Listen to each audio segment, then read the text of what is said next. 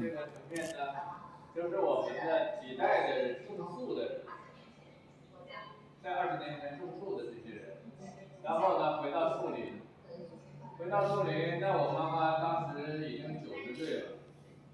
她回来看一看她当年种的这些树已经成林了。那我的父亲没有来，因为我的父亲当时也不在。那现在呢，我告诉大家呢，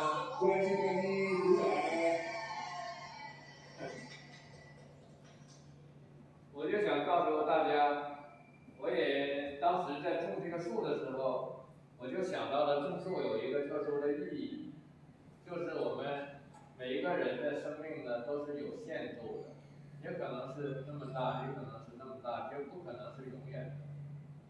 但是我们如果把这个树要是种下去的话，树就变成一个种子，长成树，树再结种子，再长成树。现在我们呢也不会去把它当柴烧，也不会把它去做房子，我们会越来越珍惜和保护它，它就没有天敌了。没有天敌了，这片银杏树林种下的任何一个种子，我们20年前种的任何一下种子，它自然环境当中，它就是一个无限循环发展的过程。所以呢，这个呢就是我们如果种树的人，就会用这种方式延续了你生命的一个部分。所以在种树的时候，我的父亲和我的母亲2个老人家都同意我的这个说法。所以到了今天，父母亲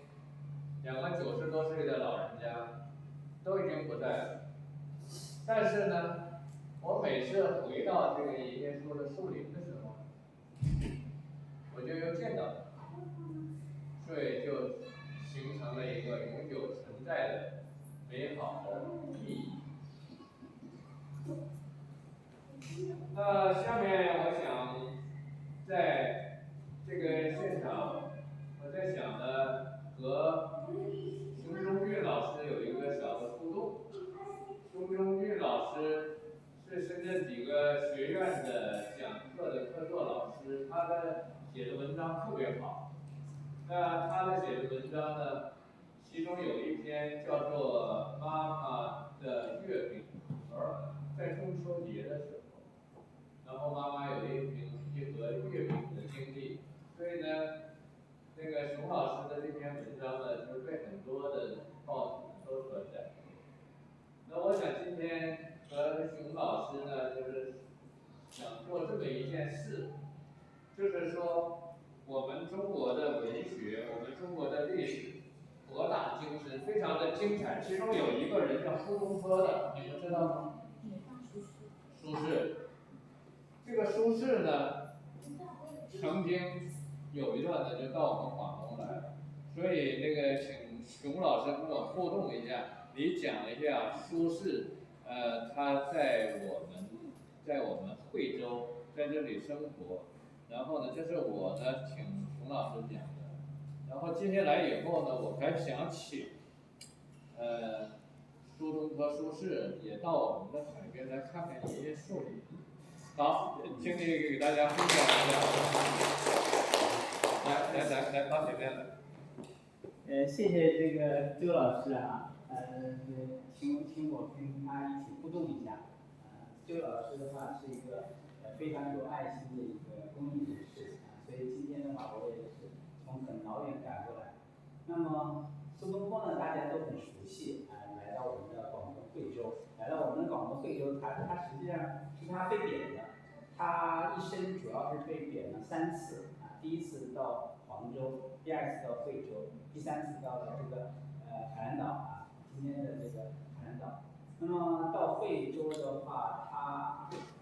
过得很艰苦，但是他这个人很乐观，他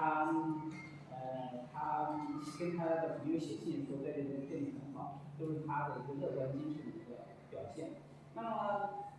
周老师的话，他们谈到了这个银叶树，实际上我们呢就想这个苏东坡他在惠州，他实际上跟这个深圳是很接近的啊，这个地理位置是很接近的，他就有可能因为当时可能也是有台风的，他就有可能会到了这个海边，感受到了这个台风。那么感受到了台风呢，他也可能会发现像这样的林叶树啊，在台风当中是如此之坚强。周老师刚才也讲到了这个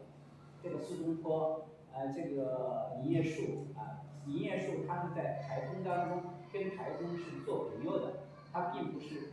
对抗的啊。我们常常认为，这棵树被台风吹倒了，但是林叶树不是，林叶树是一个很坚强的一棵树，它是